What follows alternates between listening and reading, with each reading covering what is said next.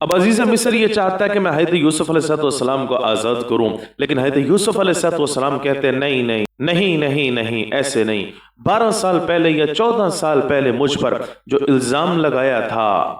اس الزام کی اس وقت جو ہے دوبارہ تحقیقات ہونی چاہیے۔ جس وقت وہ عورتیں اقرار نہیں کریں گی اس بات کا، اس وقت تک یوسف کو جیل سے باہر قدم رکھنے کا حکم نہیں ہے۔ چنانچہ عزیز مصر تک جس وقت یہ پیغام پہنچا، اس نے ان ساری عورتوں کو اکٹھا کیا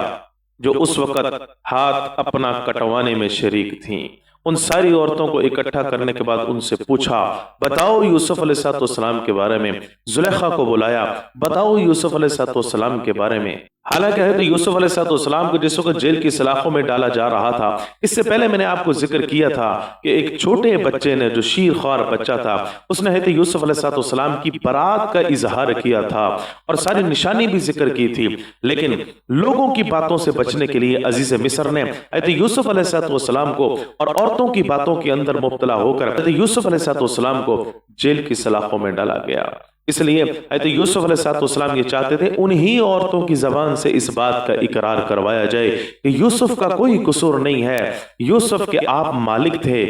حضرت یوسف علیہ السلام کو آپ نے بازار سے خریدا تھا، آپ مالک تھے یوسف علیہ السلام کے، اور آپ کی عدم موجودگی میں آپ کے گھر والوں پر اس طرح کی نیت کرنا یوسف کے لیے بالکل یہ چیز پسند نہیں تھی۔ اس لیے اس چیز کو چاہتے تھے حضرت یوسف علیہ السلام کہ یہ پاکیزگی ظاہر ہو، یہ الزام ثابت ہو جائے کہ میں اس ٹائم ملزم کی حیثیت سے ہوں، مجرم کی حیثیت سے نہیں ہوں۔ اس لیے ان ساری عورتوں کو جو اس وقت ہاتھ کٹانے میں شریک تھیں، ان کو بھی بلوایا، زلیخا کو بھی بلوایا، اور سب نے اس بات کا اقرار کیا اور یوں کہا، اور قرآن نے اس کو ذکر کیا، قُلْنَا حَاشَ لِلَّهِ مَا عَلِمْنَا عَلَيْهِ مِنْ سُوءٍ، پاکی ہے اللہ کی،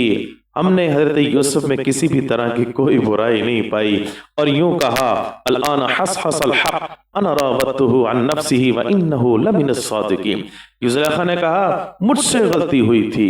میرے نفس نے مجھے پھسلا دیا تھا، وانه لمن الصادقین، یوسف سچا ہے، یوسف کا بدن بھی سچا، یوسف کی زبان بھی سچی، یوسف اپنے حسن کی طرح، یوسف اپنے جمال کی طرح، یوسف اپنے کمالات کی طرح سچا ہے۔